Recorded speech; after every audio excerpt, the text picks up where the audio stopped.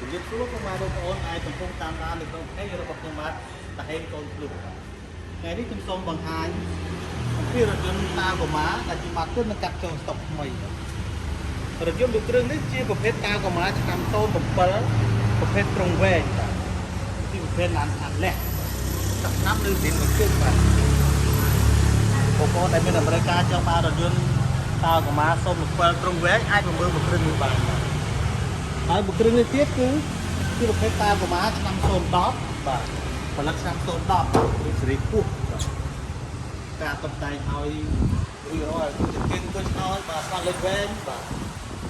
ជាប្រភេទរថយន្តម្ចាស់ដើមទីមួយដែរឡាននេះចំពោះបងប្អូនដែលមានតម្រូវការចង់បានរថយន្តតាកូម៉ាឆ្នាំ010ត្រង់វែងអាចមកមើលមួយគ្រឿងនេះបាន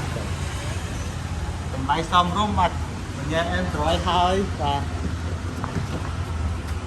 បងប្អូនដែលមានតម្រូវការចង់បានរថយន្តស្អាតលះមកមើលមួយគ្រឿងនេះមិនខុសទេបាទខ្ញុំសូមបង្ហាញអំពីរថយន្តជាប្រភេទតាកូម៉ាដែលមានឆ្នាំផលិត01ដល់04មួយគ្រឿងនេះឆ្នាំផលិត01ជាប្រភេទឡាន2បាំងអូតូកាត់ចាក់ហើយមួយគ្រឿងនេះជាប្រភេទរ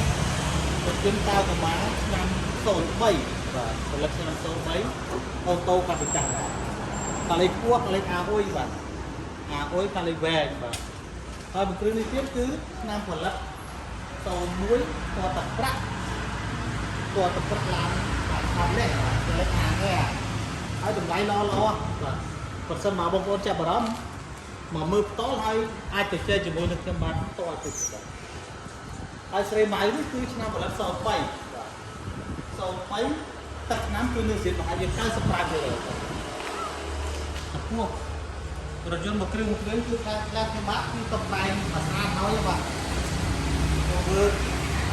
ជាគៀនគួចឲ្យបាទដល់លេខ2អសទៀតបាទហើយមួយគ្រឿងនេះឆ្នាំផលិត02ជាប្រភេទ2បានពណ៌ទឹកប្រាក់ប្រើមកពុតបាទមានច្រើនជំរឿបងប្អូនបើសិនជាបងប្អូនមានបំណងចង់បានរថយន្ត Toyota Tacoma ទៅប្រើអាចជិះមកមើលក្លែងខ្ញុំបាទតាហេងកូនភ្លោះបានបាទហើយមួយគ្រឿងនេះទៀតបាទសូមបង្ហាញចុងក្រោយជារថយន្តតាកូម៉ាឆ្នាំផលិត03ពណ៌ខ្មៅបាទតម្លៃល្អបាទឡាននេះបាទយើងតុបតែងឲ្យទាំងអស់ឡានបាទមានលេខតែងបាទលេខត្រឡប់កញ្ចក់តើទឹកភ្លៀងបាទយ៉ាងរួចរាល់បាទតម្លៃកាន់តែពិសេសមិនទាំងបងប្អូនមានចំណាប់អារម្មណ៍បាទមកមើលផ្ទាល់បាទមួយគ្រឿងនេះចុងក្រោយទៀតបាទឆ្នាំផលិត08ត្រង់ខ្លីបាទ